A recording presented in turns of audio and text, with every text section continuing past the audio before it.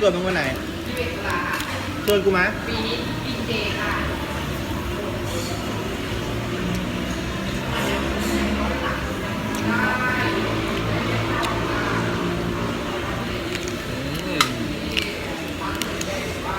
สุดเป็นสุดแกรม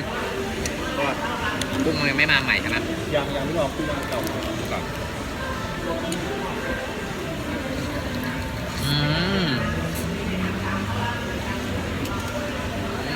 ปิ่นมากงานกินที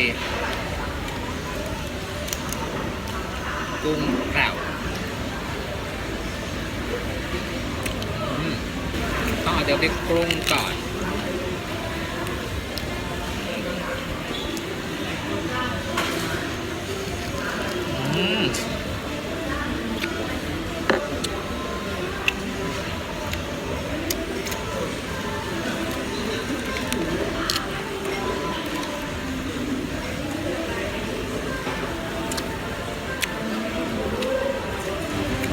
แต่ว่าหัวกุ้งแบบเน้นๆแน่น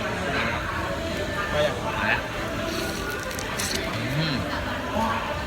ยังนะพ่อยังแบบยังทำน้ำหมูเติมแก้ว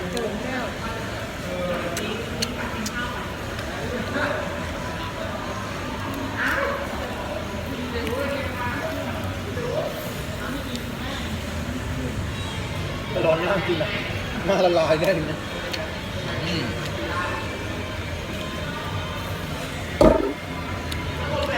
ไปข้าง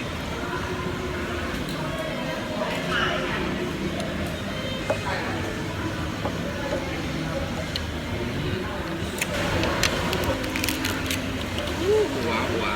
ไปด้วยได้ไหมนี่ก็ท้องเสียแต่พี่ทอมไม่ต้องท้องเสียนะเพราะพี่ทอม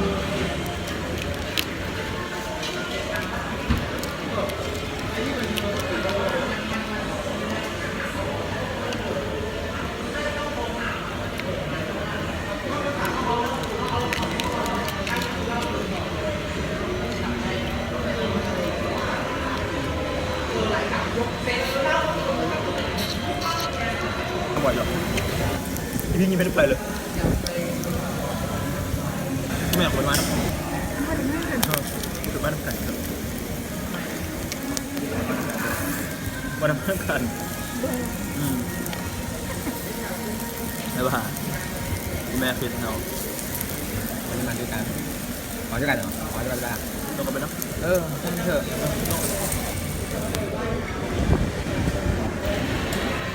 มาไปกลุ่มอ่ะแม่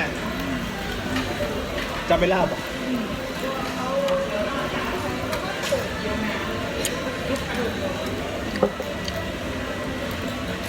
พี่ไม่ได้ไปงานเสร็จแล้วหรอ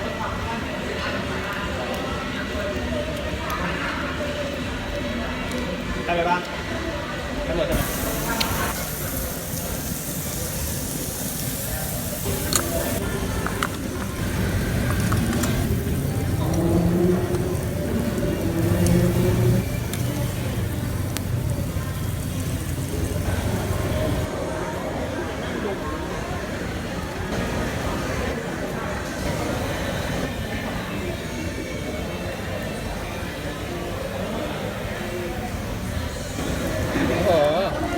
กุ้งไม่ดอก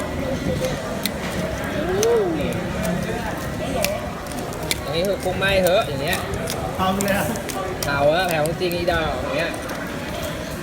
งานงานเผาจริงกุ้งเผาค่ะกุ้งเผานะคะไม่เผาคนนะเผากุ้งปะว่าตันแล้วนี่ไม่เอาโอ้ยใส่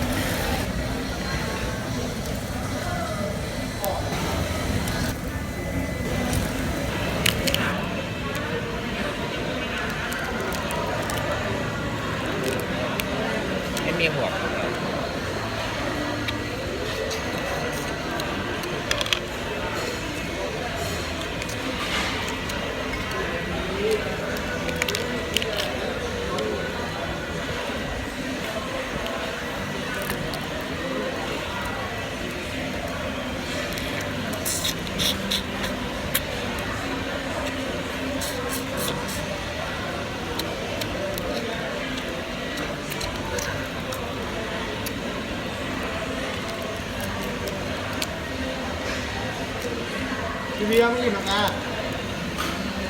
ฮะ ร้อนหายร้อนหมดนะโอ้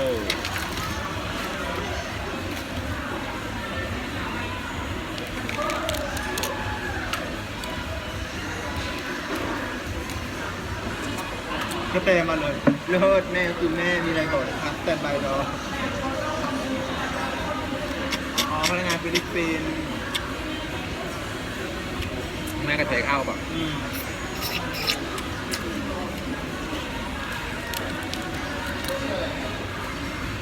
ทะเลมันไปเยอะเกินเนี่ย คนจริงๆแหละหนูว่ากันเลยเยอะเกิน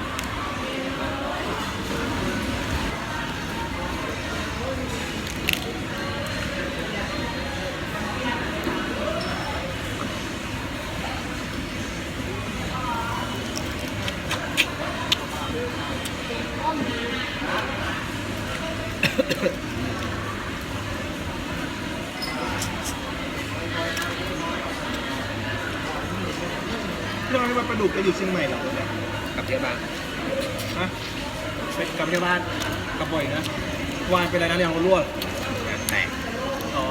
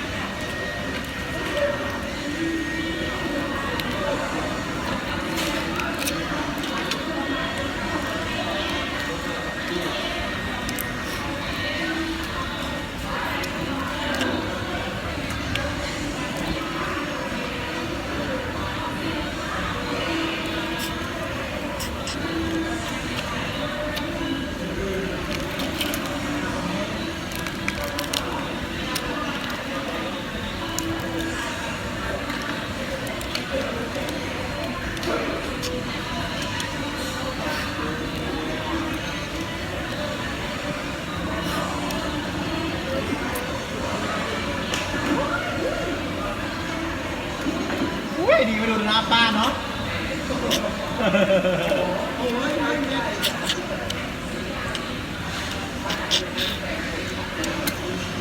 อีพิงมือนึงจริงๆเลย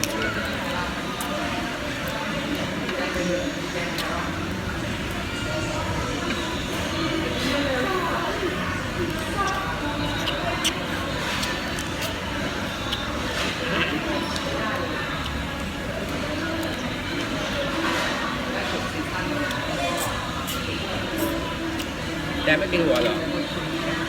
ไม่กินหัวเหรอ กินรอบเดียวแต่ถ้าหัวนะต้องปิ้งแห้งอะเนาะ แรกแล้ว